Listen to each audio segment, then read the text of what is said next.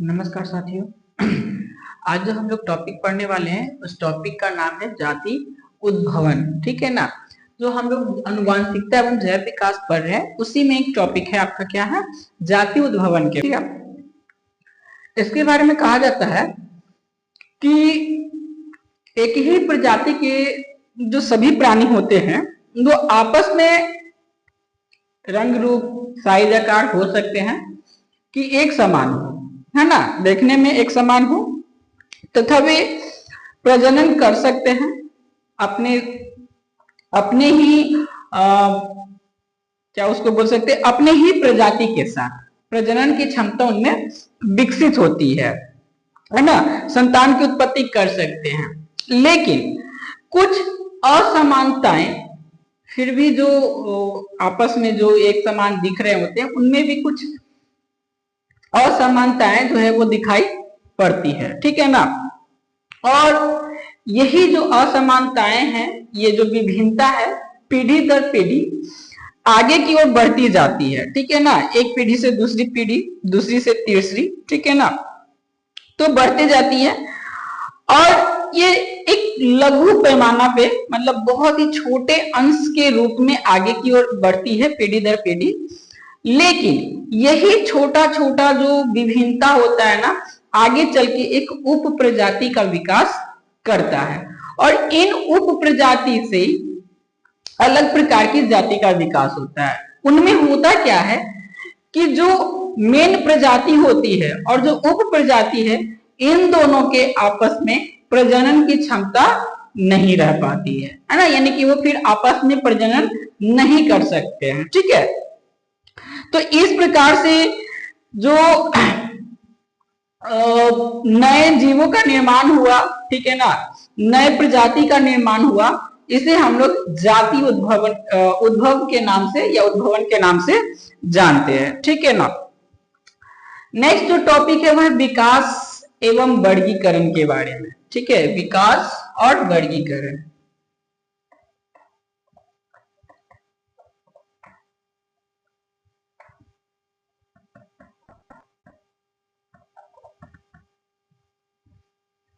देखिए, जीवों का जो वर्गीकरण है वो विभिन्न स्तरों पर होता है, जैसे कि जगत। याद रखिए कि कौन कौन जीवों को हम लोग जो वर्गीकृत करते हैं किस किस रूप में करते हैं। तो पहला आपका आता है जगत, उसके बाद उप जगत, जगत के अंदर उप जगत, ठीक है ना, उसके बाद डिवीजन, है ना, डिवीजन, उसके बाद वर्ण, ठीक है, क्या आएगा, वर्ण आएगा, सॉरी वर्ग नहीं, वर्ण नहीं, वर्ग, है ना, वर्ग, गण, कुल, ठीक है, कुल, वंश, और लास्ट में क्या आएगी, जाति। लास्ट में क्या आएगी, जाति। देखिए, हम लोग किसी भी जीव का जब वर्गीकरण करते तो पहले जगत, है ना, पादप जगत का है कि स्तन जगत, स्तनधारी जगत का है, ठीक है ना, एम्फीबिया है, मतलब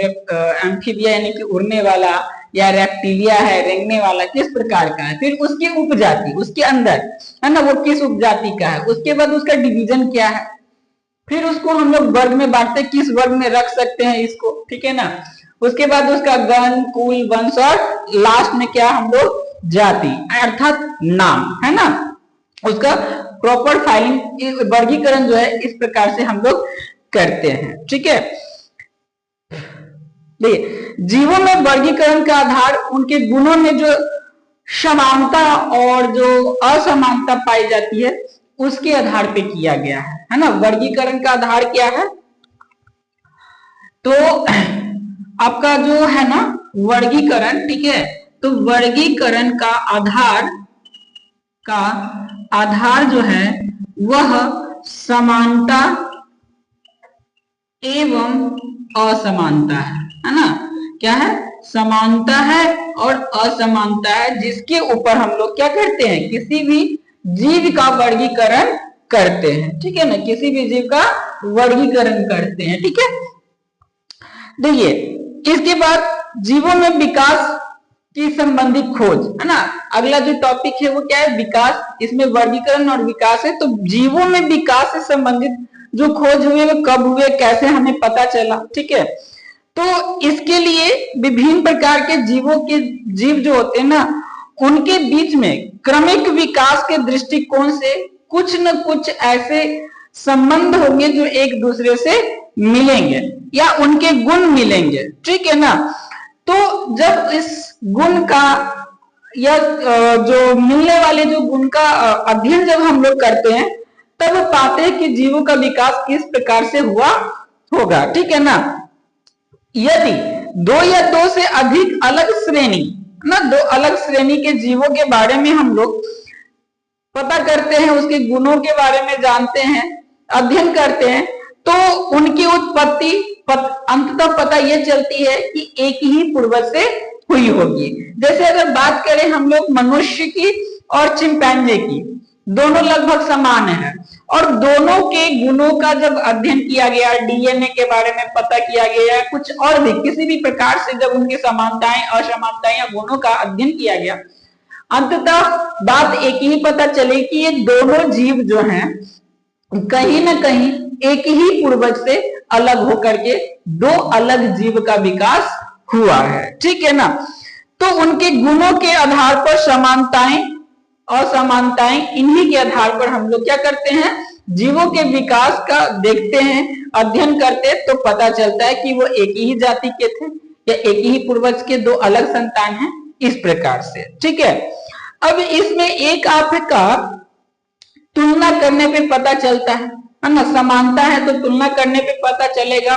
दो जीवों के बारे में जब आपस में तुलना करेंगे तो पता चलेगा कि वो जो जीव है वो एक ही पूर्वज के थे, एक ही पूर्वज से अलग बने हैं, एक ही जीव से अलग हुए हैं या दो अलग अलग जीवों से। तो अगले